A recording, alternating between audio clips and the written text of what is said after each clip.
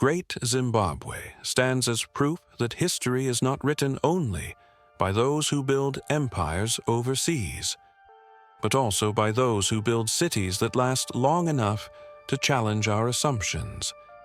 It reminds us that brilliance is not exclusive to any continent, that wealth and power existed far beyond Europe's borders, and that sometimes the greatest civilizations are forgotten not because they failed, but because others refused to see them.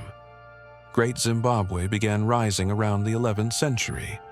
Its builders stacked millions of granite blocks, carefully shaped and balanced, to form massive enclosures, towers, and walls that curved with deliberate precision. No cement, no metal fasteners, no written blueprints, just stone, placed so perfectly that many structures still stand today. At its peak, Great Zimbabwe supported tens of thousands of people and served as the political, religious, and economic heart of a powerful kingdom. This was one of the largest stone-built cities in the pre-industrial world.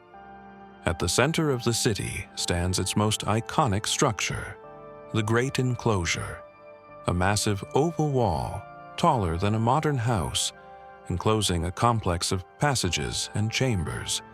Inside stands the conical tower, a mysterious stone structure with no doors, no windows, and no known written explanation.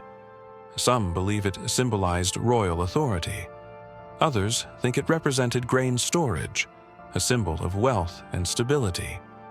Whatever its purpose, its presence made one thing clear. This city was not improvised. It was planned. Great Zimbabwe's power didn't come from conquest alone. It came from trade. The city sat at the center of gold-producing regions and controlled routes that stretched to the Indian Ocean.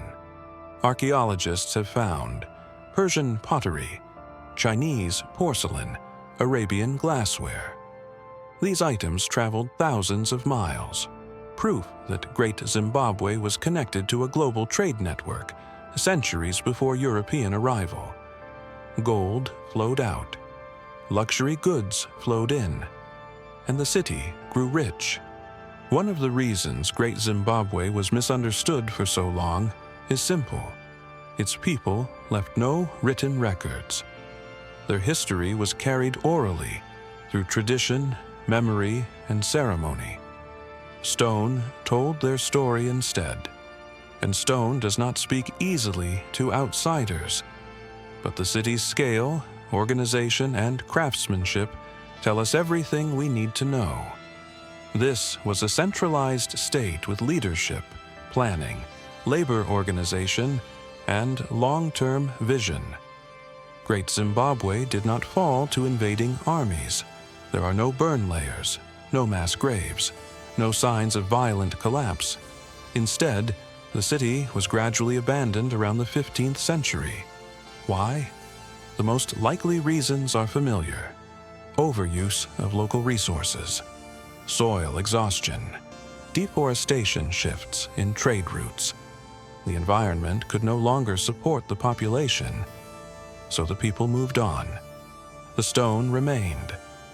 When Europeans encountered Great Zimbabwe in the 19th century, they were stunned and uncomfortable. The idea that Africans built a city of this scale contradicted the racial beliefs of the time. So explanations were invented. Some claimed it was built by Phoenicians, Arabs. Biblical figures lost civilizations anything except Africans. Even when evidence mounted, it was ignored. Archaeology eventually ended the debate. Carbon dating, cultural artifacts, local oral histories, all pointed to the same conclusion. Great Zimbabwe was built by ancestors of the Shona people, African engineers, builders, and rulers. The denial of this truth wasn't scientific, it was political. Great Zimbabwe's legacy lives on. The modern nation of Zimbabwe is named after it, a direct acknowledgement of this ancient achievement. The stone bird sculptures found at the site became national symbols, reminders of a past that could not be erased. What was once denied is now reclaimed. Great Zimbabwe stands as proof that history is not written only by those who build empires overseas, but also by those who build cities that last long enough to challenge our assumptions. It reminds us that brilliance is not exclusive to any continent, that wealth and power existed far beyond Europe's borders, and that sometimes the greatest civilizations are forgotten, not because they failed, but because others refused to see them.